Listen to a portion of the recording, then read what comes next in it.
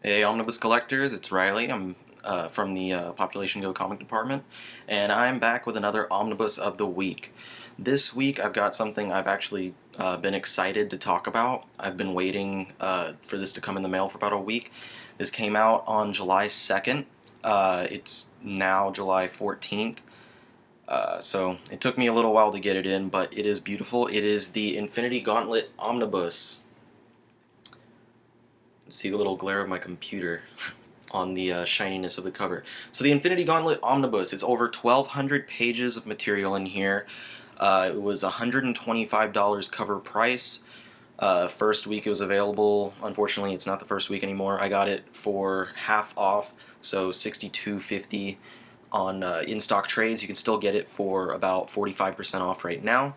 The book collects, let's see, there's a bunch of stuff in here. Aside from the main 6-issue Infinity Gauntlet series, it also collects the Prelude series called Danos Quest, which was a 2-issue limited series, as well as 4 issues of Silver Surfer that were kind of a prelude to this story, or 5 issues, I don't know, 34 through 38, that's 4, 5, 6, 7, 8, 5 issues, 34 through 38 of Silver Surfer.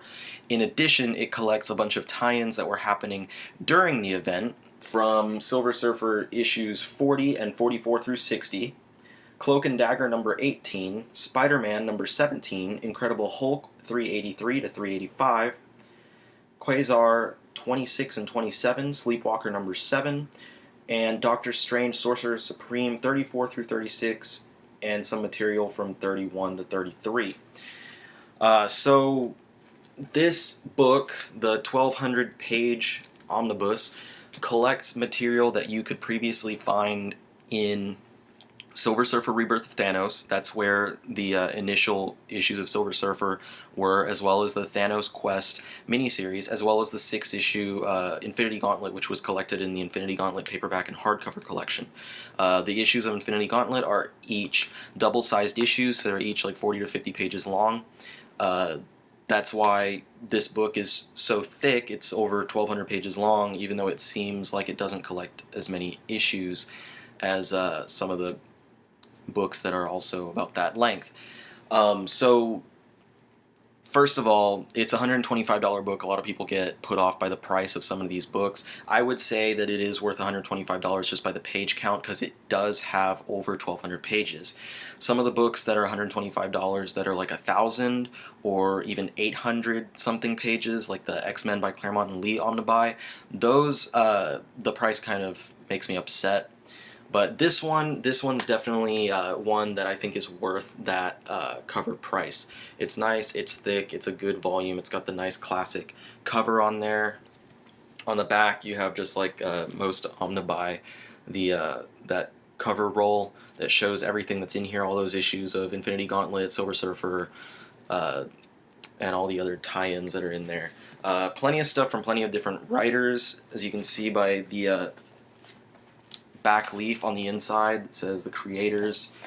Of course, it's Jim Starlin is the main writer on here. Jim Starlin did the Danos Quest and the Infinity Gauntlet, and I believe he also did, I know he did those early issues of Silver Surfer. I don't remember if it was him or maybe Ron Mars that did the other issues of Silver Surfer. But yes, Jim Starlin is the main guy. This is the beginning of Starlin's like Thanos / Infinity Saga, which started with this one in 1991. I'll talk more on that in a minute, but the other creators, you get Ron Mars, Peter David did the Hulk issues, Roy Thomas, Dan Thomas, Ron Lim helps with Starlin's artwork, George Perez, and Dale Keown. So there's a lot of good creators in here. Inside the front leaf is the description of the story. Basically tells us the story of the event itself, that what's going on here, and describes the fact that we have tons of tie-ins as well. I'll describe the story in a little bit for you. And then we have inside the cover, same cover image printed on the hardcover, same spine printed on there. And then the back cover, this is actually the variant cover. that you can order or pick up at your shop. Nice image of by Starlin of Thanos with the gauntlet. The this cover is, I believe this is George Perez did the cover for this one.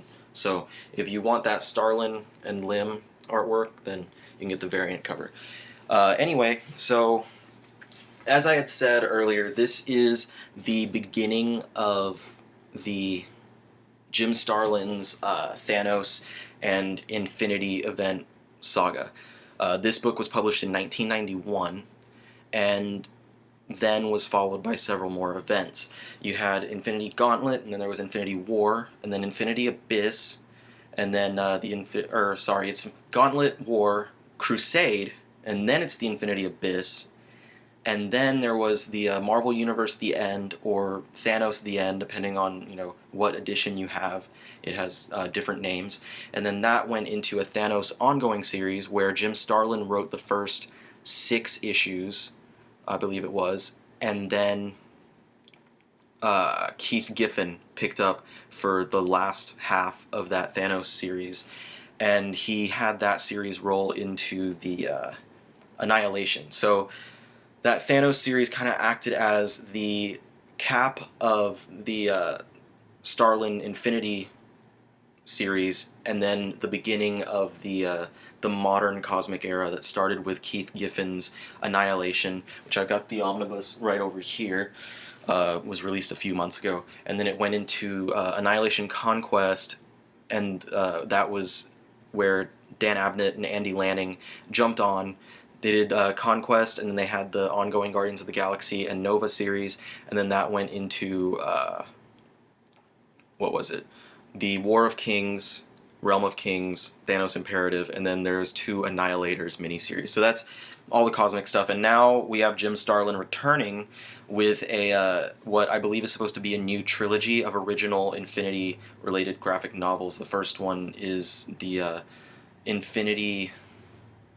I don't remember. Whatever it is, it comes out in a couple months, and it's a new book by Jim Starlin starring Thanos, and it takes place somewhere, I believe, before Marvel Now, the Now version of the Guardians of the Galaxy, because the promo artwork features Rocket Raccoon and Groot in their Dan Abnett, Andy Lanning era costumes. But anyway, so I've gone on enough about that. So this book starts that whole run. I'm hoping, briefly going to say this, I hope that they do release Omnibuy for the further Infinity events, such as Infinity War, Infinity Crusade, all that, because I know there's a lot of tie-ins that haven't been collected, especially because there was an ongoing series that Starlin worked on around the time that started after Infinity Gauntlet called Warlock and the Infinity Watch, I believe it was, and that has most of the issues, or a lot of the issues, have been collected across the paperback volumes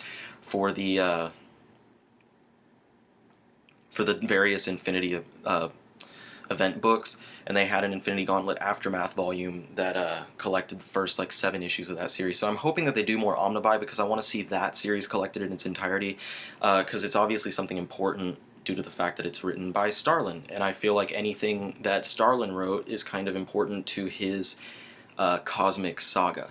So anyway, the story of Infinity Gauntlet, basically, Death, whom Thanos is in love with, says that there are too many humans on Earth, and basically, because there are too many humans on Earth, we're using all our natural resources, and we're not letting the Earth thrive like it should.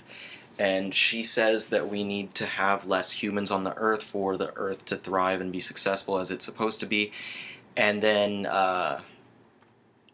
Thanos, since he's in love with her, is like, hey, I'll fix that for you.